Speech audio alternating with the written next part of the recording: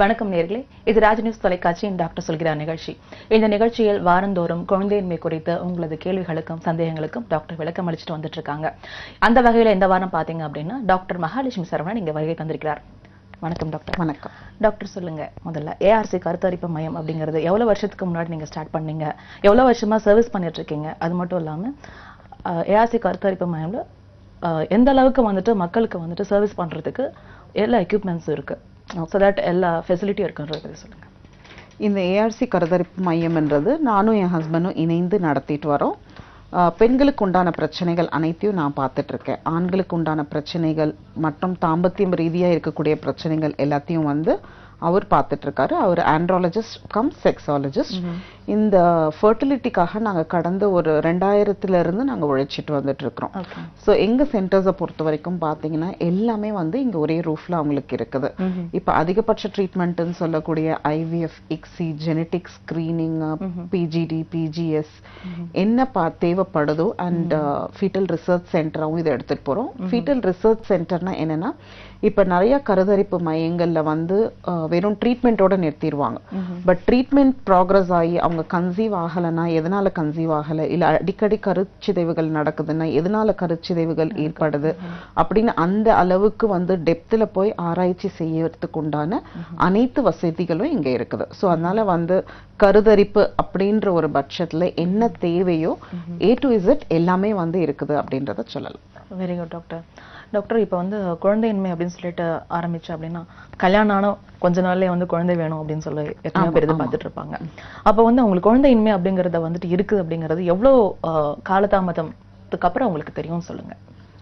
இப்போ பார்த்தீங்கன்னா நீங்க சொன்ன மாதிரி அவேர்னஸ் ரொம்ப அதிகமாகவே இருக்குது.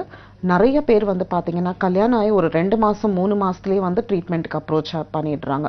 ஏன் 2 monthsல நிக்கல, 3 monthsல நிக்கல. டாக்டர் தொடர்ந்து பேசலாம், நேரம். வணக்கம் டாக்டர் சொல்கிறேன். வணக்கங்க. வணக்கம்மா, எங்க இருந்து பேசுறீங்க, உங்க பேர் சொல்லுங்க.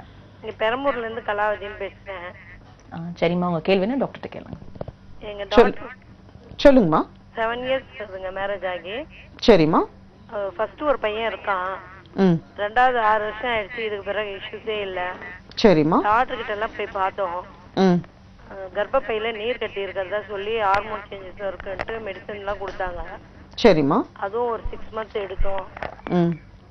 எதுவும் இஷ்யூஸ் இல்ல. அடுத்த நெக்ஸ்ட் இஷ்யூஸ் இல்ல. அவங்களுக்கு மெயினா கருக்குழாய் அடைப்பு இருக்குதான்றத பார்க்கணுமா. ஃபெலோப்பியன் டியூப்ஸ் டெஸ்ட் பண்ணி பார்க்கணும். அது சின்ன ஒரு HSGன்ற டெஸ்ட் மூலியமா நம்ம பார்த்துக்கலாம். பிரச்சனை எதுவும் இல்லை. நீங்க எதுவும் வரி பண்ண வேணாம். ஏஆர்சி கருத்தரிப்பு மையம்ன்றது பெரம்பூர்ல அபிஜய் ஹாஸ்பிட்டலோட ஒரு யூனிட்டா தான் இருக்குது. ஸோ நீங்க நேர்லயே என்ன டவுட் இருந்தாலும் கேட்டுக்கலாமா. உங்க கேள்விக்கு நன்றிமா. பொதுவா நம்ம நேர்கள் டிவில ஃபிளாஷ் ஆயிட்டு இருக்க நம்பரை பார்த்து உங்களை காண்டாக்ட் பண்ணாவே போதும்னு நினைக்கிறேன் நான். ஆமா. சோ தட் இப்போ அவேர்னஸ் நிறைய இருக்கு. நிறைய பேர் இந்த ஃபிளாஷ் ஆகுற நம்பர்ஸை பார்த்துட்டு நேர்ல அவங்களோட சந்தேகங்களை கேட்டு கண்டிப்பா பயனடைஞ்சிட்டு இருக்காங்க. அண்ட் அவங்களுக்கும் இப்போ அவங்களுக்கு ஒரு பிரச்சனை இருக்கும்போது எங்க ட்ரீட்மெண்ட்க்கு அப்ரோச் பண்ணணும், எந்த டாக்டர்ஸ் கிட்ட போய் அவங்க கரெக்டா அணுகணும், எந்த டாக்டர்ஸ் கிட்ட அவங்க ஆலோசனை கேட்கணுன்ற ஒரு குழப்பமான ஒரு சூழ்நிலையில இருக்கும்போது இந்த மாதிரி அவேர்னஸ் ப்ரோக்ராமை பார்க்கும்போது அவங்களுக்கு சரி நம்ம இங்க போய் அட்வைஸ் எடுத்து பயனடையலான்ற பட்சத்துல நிறைய பேர் நம்மளோட இந்த ராஜ் நிகழ்ச்சியை பார்த்து நேர்ல பாக்குறாங்க. வெரி குட் டாக்டர், தொடர்ந்து சொல்லுங்க. இப்போ குழந்தையின்மை காலதாமதம் ஆகும்போது எவ்வளவு வருஷங்களுக்கு அப்புறம் உங்ககிட்ட அணுகலாம் அப்படிங்கறத பத்தி சொல்லுங்க. இப்போ பாத்தீங்கன்னா ஆவரேஜா வயதுன்னு எடுக்கும்போது ஒரு 20 to 25 வயதுக்குள்ளார எல்லாரும் கல்யாணம் ஆகி ஒரு குழந்தையை பெற்றெடுத்துறது நல்லது. பட் ஒரு சிலர் காரணத்துக்காக கல்யாணத்தை போஸ்ட்போன் பண்றாங்க அப்படின்னா ஒரு 25 வயது ஆகும்போதே ஆணா இருந்தாலும் சரி பெண்ணா இருந்தாலும் சரி ஒரு பிரைமரி செக்அப்க்கு எல்லாமே நார்மலா இருக்குதா அப்படின்றது கல்யாணம் ஆகலைன்னா கூட பண்ணிக்கிறது நல்லது. அண்ட் கண்டிப்பா பெண்கள் திருமணம் போஸ்ட்போன் ஆகுது அப்படின்னா அவங்க ஒரு 27 28 வயசுலயே எங்களை அப்ரோச் பண்ணி இன்னும் போஸ்ட்போன் ஆகுது, அதனால நாங்க வேற ஏதாவது பண்ணணுமா அப்படின்றத முன்னாடியே அட்வைஸ் கேட்டுறது நல்லது. அண்ட் யூஸ்வலா ஒரு கல்யாணம் ஆன தம்பதியர் ஒரு கல்யாணம் ஆகி 1 வருடம் ஆயும் அவங்களால குழந்தை தக்க வைக்க முடியலன்னா கண்டிப்பா ஆலோசனைக்கு வரணும். ஓகே டாக்டர், தொடர்ந்து பேசலாம். வணக்கம் டாக்டர் சொல்கிறார். வணக்கம். Good morning ma'am. குட் மார்னிங்மா, உங்க பேர் சொல்லுங்க, எங்க இருந்து கால் பண்றீங்கன்னு சொல்லுங்க. கஜலட்சுமி மேம், திருநெல்வேலியில இருந்து பேசுறோம்.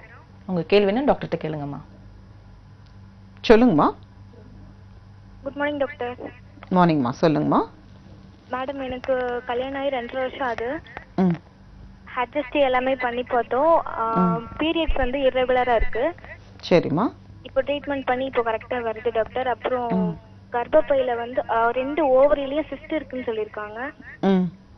அது நெக்ஸ்ட் மந்த் வந்து லாப்ரோஸ்கோபி பண்ணணும்னு சொல்லியிருக்காங்க மேம். சரிம்மா. அதான் எப்படின்னு கேட்குறேன் மேம். இப்போதைக்கு பார்த்தீங்கன்னாம்மா ஏற்கனவே பல வாரங்களாக நாங்கள் சொல்லிட்டு தான் வந்துட்டு இருக்கிறோம். இந்த பாலிசிஸ்டிக் ஓவரீஸ்ன்ற பிரச்சனைக்கு லாப்ரோஸ்கோபி பண்ணுறது ஐடியல் ட்ரீட்மெண்ட் கிடையாதுமா. ஏன்னா லாப்ரோஸ்கோபி பண்ணுறதுனாலேயே நிறைய பின்விளைவுகள் வருது.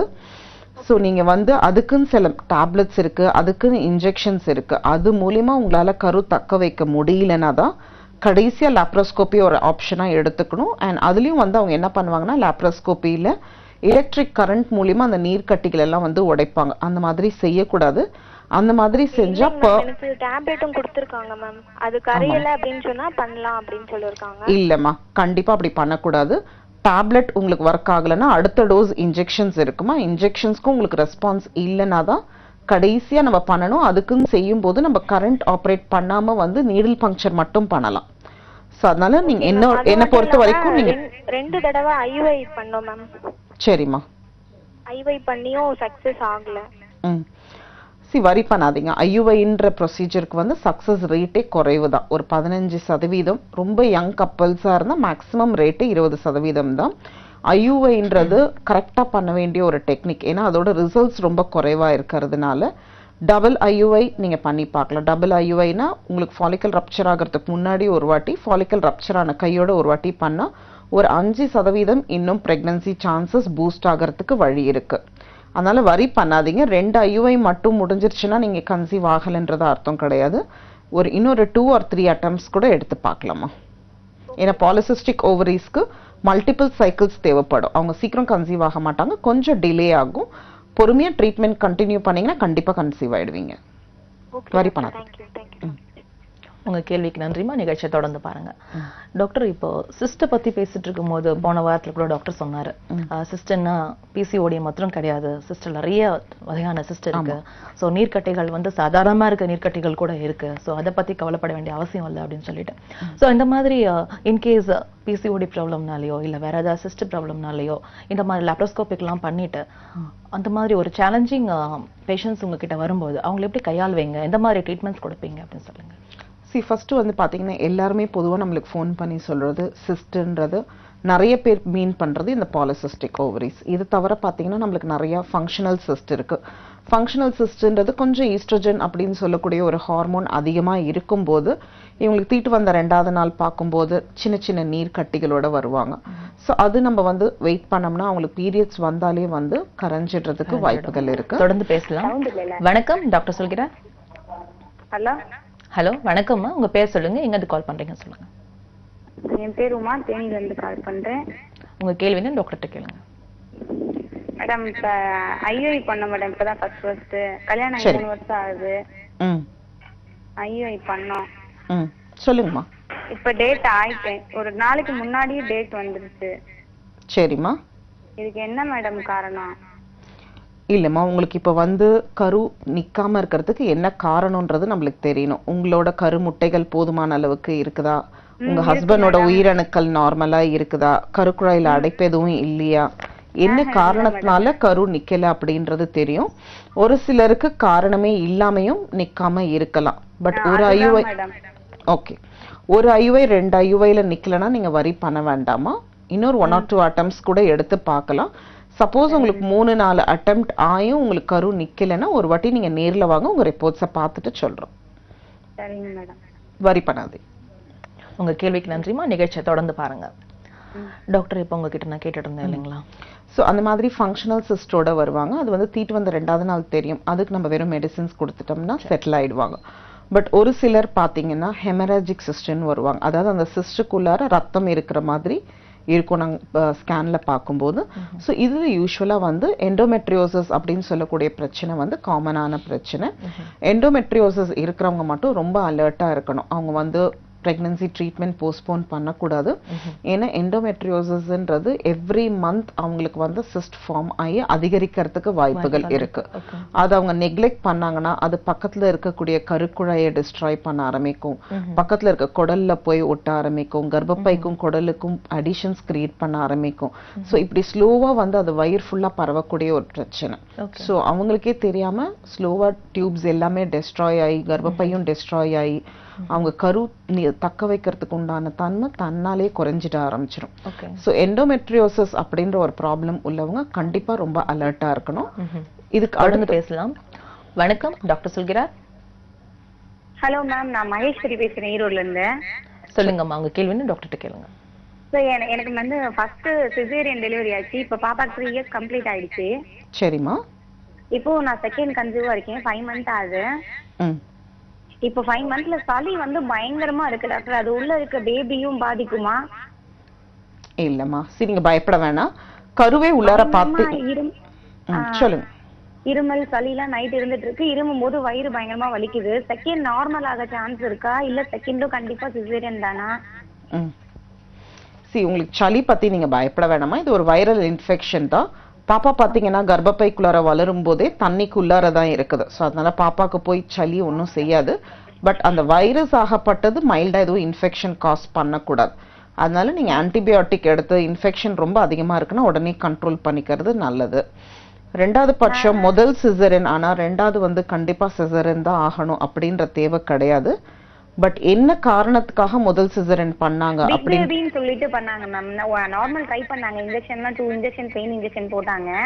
சரிம்மா. போட்டுட்டு கடைசில பாப்பா வந்து 3.4 இருந்தா. ஓகே. அதனால பிக் பேபின்னு சொல்லிட்டு எமர்ஜென்சி சிசேரியன் தான் அனுப்புனாங்க. சரிம்மா. இப்போ கம்ப்ளீட்டா 3 இயர்ஸ் முடிஞ்சிருச்சு. அத செகண்ட் நார்மல் ஆக சான்ஸ் இருக்கா? வரி பண்ணாதீங்க. இந்த வாட்டி ஃபீட்டல் வெயிட் பாப்பாங்கம்மா. பேபியோட வெயிட் எப்படி இருக்குதுன்றத பொறுத்து இருக்கு. இந்த வாட்டி அதாவது என்னன்னா 3.4ன்றது உங்களோட பெல்விஸ்க்கு பெரிய கருவா அப்படின்றது உங்களை பார்க்குற டாக்டர்ஸ்க்கு தான் தெரியும். இந்த வாட்டி பாப்பாவோட வெயிட் அதிகமா இருந்ததுன்னா ப்ராபப்ளி உங்களுக்கு சிசரன் தேவைப்படலாம். குறைவா இருந்தது, ஒரு 2.25 கிலோ கிட்டக்க இருந்தது, உங்களோட பெல்விஸ்க்கு வந்து தாராளமா வரக்கூடிய அளவுக்கு இருந்ததுன்னா கண்டிப்பா வெஜினல் டெலிவரி ஒரு சான்ஸ் கொடுக்கலாமா. Okay ma'am. உங்க கேள்விக்கு நன்றிமா. மேம் இப்ப சொல்லுங்க, அது ஃபங்க்ஷனல் சிஸ்ட், அதுக்கு அடுத்தது எண்டோமெட்ரியோட்டிக் சிஸ்ட், அதுக்கு அடுத்தது பாத்தீங்கன்னா சிலருக்கு வந்து டெர்மாய்ட் சிஸ்ட் அப்படின்னு இருக்கும். இந்த டெர்மாய்ட் சிஸ்ட்னா என்னன்னா அதுக்குள்ளார வந்து நம்ம உடல்ல இருக்கக்கூடிய சில உறுப்புகள், முடி இல்ல பல்லு, அந்த மாதிரி சில டிஷ்யூஸ் கூட வளர்றதுக்கு வாய்ப்புகள் இருக்குது. ஸோ டெர்மாய்ட் சிஸ்ட்னும் போது நம்மளுக்கு வந்து ஆப்ஷன்ஸ் மெடிக்கல் ட்ரீட்மெண்ட்க்கு வழி கிடையாது. ஸோ இது டைரக்டா நம்ம வந்து லாப்ரோஸ்கோபி மூலியமா அகற்ற வேண்டிய தேவை இருக்கும். டெர்மாய்ட் சிஸ்ட் வரும்போது அவங்களுக்கு 15% இன்னொரு ஓவரிலையும் டெர்மாய்ட் சிஸ்ட் வர்றதுக்கு வாய்ப்புகள் இருக்குது. அண்ட் இப்போ பார்த்தீங்கன்னா நிறைய பொல்யூஷன்ஸாலே வந்து நிறைய பேருக்கு வந்து சின்ன வயதுலேயே வந்து ஒவேரியன் கேன்சர்ஸும் வருது. ஸோ ஆர்டினரி கட்டி அப்படின்னு சொல்லி வராங்க. பட் டெஸ்ட் பண்ணி பார்க்கும்போது அது வந்து கேன்சராக கூட ஒரு சிலருக்கு இருக்குது.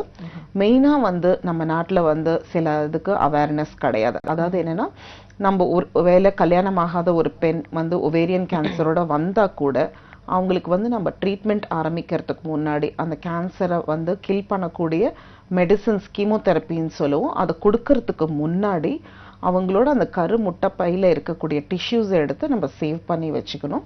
ஏன்னா இவங்க இந்த 3 சைக்கிள்ஸ் 6 சைக்கிள்ஸ் கீமோதெரப்பி எடுக்கும்போது அவங்களோட ஓவரிஸ் டோட்டலாக டெஸ்ட்ராய் ஆயிடுறதுக்கு வாய்ப்புகள் இருக்குது. ஸோ அவங்க ரேடியோ தெரப்பிலாம் அண்டர்கோ பண்ணும்போது டோட்டலாக டெஸ்ட்ராய் ஆயிட்டாங்கன்னா பின்னாடி அவங்க ரெக்கவர் ஆகி வரும்போது அவங்களுக்கே வந்து ஒரு கரு நிற்கக்கூடிய தன்மைன்றது இல்லாமையே போயிடுது. அவங்களோட குழந்தைன்னு ஒரு அடுத்த ஜென்ரேஷன் வர்றதுக்கு வாய்ப்பே இல்லாம போயிடுது. ஸோ இதை வந்து ஃபர்டிலிட்டி ப்ரிசர்வேஷன் அப்படின்னு சொல்லுவோம். அதாவது அவங்களுடைய கரு அடுத்த வாரிசு வரணும் அப்படின்றதுக்காக ஆணா இருந்தாலும் சரி பெண்ணா இருந்தாலும் சரி அவங்களோட டிஷ்யூஸை எடுத்து நம்ம கிரையோ ஃப்ரீஸ் பண்ணிட்டோம்னா அந்த ஃப்ரீஸ் பண்ண டிஷ்யூ நம்ம கிட்டக்க அப்படியே பல வருடங்களுக்கு இருக்கும். எத்தனை வருடம் வேணாலும், ஒரு 50 வருஷம் 100 வருஷம் கூட நம்ம ஃப்ரீஸ் பண்ண டிஷ்யூஸை அப்படியே வச்சுக்கலாம். அதுக்கப்புறம் அவங்களே எப்போ ஒரு கரு வேணும் அப்படின்னு நம்ம கிட்ட வரணும்னு நினைக்கிறாங்களோ அப்போ அந்த டிஷ்யூஸை வந்து நம்ம ஃப்ரோசன் ஸ்டேட்ல இருந்து எடுத்து ரெட்ரீவ் பண்ணி அவங்க உடல்லையே கூட திரும்ப நம்ம அதை இம்ப்ளான்ட் பண்ணலாம். அப்படி பண்ணி நம்ம வந்து கண்டிப்பா அவங்களுக்கு திரும்ப பிரெக்னன்சி கொடுக்கறதுக்கு வாய்ப்புகள் இருக்கு. Very good doctor. அப்ப சேம் மெத்தடாலஜி வந்துட்டு நீங்க